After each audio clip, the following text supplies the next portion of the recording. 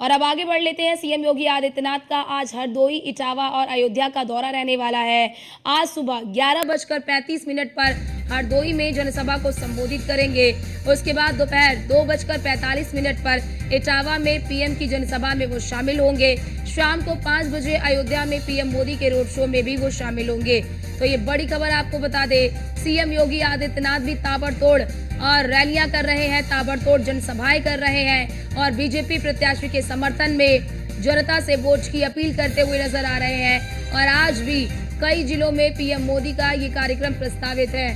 तो ये बड़ी खबर आपको बता दें, आज सुबह 11:35 पर हरदोई में जनसभा को संबोधित करेंगे। और आप जो ये तस्वीर देख रहे हैं, ये तस्वीर जो है सीएम योगी आदित्यनाथ जब गुना गए वहां पर ज्योतिरादित्य सिंधिया के समर्थन में जनता से वोट की अपील भी कर रहे थे। और हमारे साथ हमारे संवाददाता लगातार हमारे साथ बने हुए हैं। लखनऊ से स्कंदिता मिश्रा हैं और अयोध्या से हमारे साथ हमारे संवाददाता अनिल निषाद हैं। स्कंदिता, बात कर ले तो आज सीएम योगी आदित्यनाथ के भी ताबड़तोड़ रैलियां जो है वो करते हुए नजर आएंगे।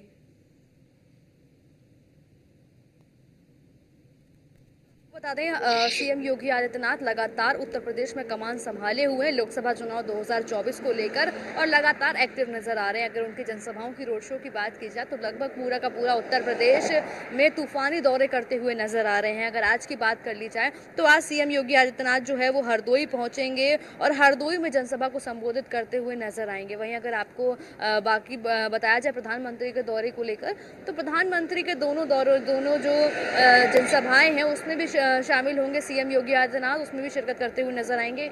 चाहे इटावा की बात की जाए, सीतापुर की बात की जाए और उसके बाद अयोध्या। तो जहां जहां पर प्रधानमंत्री का जनसभा रहेगी या फिर उनका रोड शो रहेगा वहां पर सीएम योगी आदित्यनाथ जो है वो शामिल होंगे, शिरकत करेंगे। और इसके अलावा हरदोई में आज उनकी जनसभा है। सुबह करीब 11:30 बजे सीएम योगी आदित्यनाथ हरदोई में जनसभा करेंगे और उसके बाद सीधा इटावा यानी कि 12:30 बजे जब प्रधानमंत्री मोदी 12:30 बजे वहां पर बिल्कुल स्कंदिता, एक बड़ी स्ट्रेटेजी बीजेपी की होती है।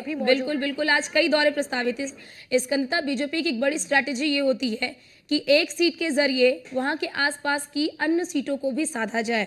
और इटावा, क्योंकि इसे भी सपा अपनी परंपरागत सीट मानती है, तो ऐसे में आज इटावा में जब पीएम मोदी जनसभा को संबोधित करेंगे, उनके साथ सीएम योगी आदित्यनाथ भी शामिल रहेंगे वहां पर, तो इस सीट के जरिए अन्य कितनी सीटों को साधने की कोशिश की जाएगी? देखिए, बिल्कुल सही कह रही है अर्चना। जिस तरीके से पहले चरण का चुनाव हुआ, फिर दूसरे चरण का चुनाव हुआ, तो खास करके जैसे उन्होंने इटावा को सेंटर चुना है, ऐसे प्रथम चरण में पीलीभीत को सेंटर चुना था और पीलीभीत के जरिए पश्चिम यूपी के जो आसपास का पूरा क्षेत्र था उसको पूरे क्षेत्र को साधने का प्रयास किया था प्रधानमंत्री ने कि लगभग जो उससे सटे हुए जितनी भी लोकसभा सीट है वहां पर भी उनके प्रत्याशियों के लिए भी प्रचार हो जाए। और वही तीसरे चरण में भी हमें देखने को मिल रहा है, क्योंकि तीसरे चरण में इटावा में चुनाव है, मैनपुरी में चुनाव है, जो तीसरे चरण की सीटें हैं उसको लेकर प्रधानमंत्री ने इटावा को चुना है। यानी कि इटावा में अपनी जनसभा को संबोधित करेंगे और कहीं ना कहीं मैसेज जाएगा कि किस तरीके से भारतीय जनता पार्टी में खुद प्रधानमंत्री जो है वो गंभीरता से चुनाव को लेते हुए मौजूद हैं, लगातार जनसभाएं कर रहे हैं, रोड शो करते हुए नजर आ रहे हैं। तो उसको हम साफ तौर पर देख सकते हैं कि लगातार प्रधानमंत्री एक्टिव हैं। अगर इटावा की बात की जाए तो इटावा या आसपास की जगह हैं, चाहे जसवंत नगर विधानसभा की बात कर ली जाए, मैनपुरी की बात कर ली जाए, कन्नौज की बात कर ली जाए, लगभग ये सभी जो है वो समाजवादी पार्टी के गढ़ कहे जाते हैं, समाजवादी पार्टी का कब्जा है। और कहीं ना कहीं समाजवादी पार्टी तीसरे चरण को बहुत गंभीरता से ले रही है। अगर मैनपुरी की बात कर ली जाए तो न सिर्फ डिम्पल यादव धरातल पर मेहनत कर रही है, बल्कि उनका पूरा परिवार जो है वो उनके सहयोग के लिए उतरा हुआ है। चाहे वो इटावा की बात की जाए या फिर जसवंत नगर की बात की जाए, मैनपुरी की बात की जाए या उससे सटी हुई आसपास की जो विधानसभाएं हैं, किसने कुसमुरा, विदुना, लगातार सभी जगह जा रहे हैं। आज विदुना कट पर प्रधानमंत्री मोदी उतरेंगे और उसके बाद वहां पर पूरे जो आसपास की विधानसभाएं हैं उनसे गुजरते हुए इटावा पहुंचेंगे। वहां पर कहीं ना कहीं वो जनता को एक मैसेज कर रहे हैं। चाहे उनकी जनसभाओं की बात कर ली जाए या रोड शो की बात कर ली जाए, लगातार जो है भारतीय जनता पार्टी के प्रत्याशियों के लिए वोट वोट की अपील करते हुए नजर आ रहे हैं। जी। जो मोदी की गारंटी मैनिफेस्टो लेके आए हैं उसकी बात कर रहे हैं। हालांकि वो अपने बयानों की वजह से कई बार जो है वो इस तरीके से सुर्खियों में रहे हैं, लेकिन मोदी की गारंटी का वो हवाला हर बार अपनी जनसभा में, बिल्कुल, अपने बिल्कुल रोड शो में देते स्कंदिता, हुए जब भी नजर पीएम आते मोदी हैं। जनसभा को संबोधित करते हैं, क्या कुछ बड़ी उपलब्धियां रही हैं, उसका जिक्र करते हुए भी नजर आते हैं।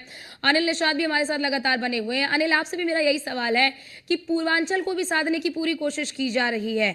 तो आज पीएम मोदी जब अयोध्या में रोड शो करेंगे, तो इस रोड शो के जरिए पूर्वांचल के कितने जिलों को साधते हुए नजर आएंगे? जी देखिए, आपको बता दें कि अयोध्या हमेशा से ही चुनाव का केंद्र बिंदु रहा है और मंदिर बनने के बाद तो ये पूरी जो भारत का केंद्र बिंदु है। तो कहीं ना कहीं आज प्रधानमंत्री का और मुख्यमंत्री का जो रोड शो है तो पूर्वांचल के कई जिले वो कवर करेंगे, चाहे वो बस्ती हो, चाहे वो गोंडा हो, चाहे वो अम्बेडकर नगर हो। ये सारे जिले जो है अयोध्या से लगे हुए हैं और यही से एक बड़ा संदेश जाएगा जो भाजपा के पक्ष में मोदी के और मुख्यमंत्री योगी आदित्यनाथ वोट मांगते दिखेंगे। तो कहीं ना कहीं इस अयोध्या का ये दौरा बहुत महत्वपूर्ण है क्योंकि यहीं से ही कई जिले कवर होंगे, क्योंकि अयोध्या हमेशा ही चुनाव में केंद्र बिंदु रहा और मंदिर बनने के बाद कहीं ना कहीं जो है सरकार जो है वोटरों का भी रुझान भाजपा की तरफ है। कहीं ना कहीं इसको भी साधने का जो है प्रधानमंत्री और मुख्यमंत्री काम करेंगे। जी अर्चना। जी। अनिल, बड़ी बात ये भी होती है कि बीजेपी की स्ट्रैटेजी ये भी होती है कि वो जिन सीटों पर मजबूत होते हैं, वहां पर भी बड़ी शिद्दत के साथ और बड़ी मेहनत के साथ वहां पर पसीना बहाते हुए नजर आते हैं। अयोध्या में क्योंकि इस बार परिस्थितियां बिल्कुल बदली हुई हैं, बहुत सारे ऐसे संकल्प जो हैं जो पूरे हो गए हैं, ऐसे में मौजूदा समय की स्थिति क्या देखते हैं? क्या यहाँ पर भी मुकाबला एक तरफा है या फिर द्विपक्षीय? जी बिल्कुल, अयोध्या तो पहले से ही भाजपा का गढ़ रहा है। कई बार से लल्लू सिंह यहाँ के जो है सांसद है। इस बार भी एक तरफा मुकाबला रह रहा है क्योंकि इंडिया गठबंधन के जो प्रत्याशी अवधेश प्रसाद कहीं ना कहीं वो भी मैदान में है, लेकिन मंदिर मुद्दे को लेकर के जो है यहाँ के लोग, यहाँ के व्यापारी, यहाँ के जो आम जनमानस है वो कहीं ना कहीं भाजपा की ओर रुझान कर रहे हैं और यहाँ पे इस बार लगभग 80-20 का मुकाबला जो है देखने को मिल रहा है। जी अर्चना। जी, बहुत बहुत शुक्रिया स्कंदिता आपका भी, अनिल आपका भी हमारे साथ जुड़ने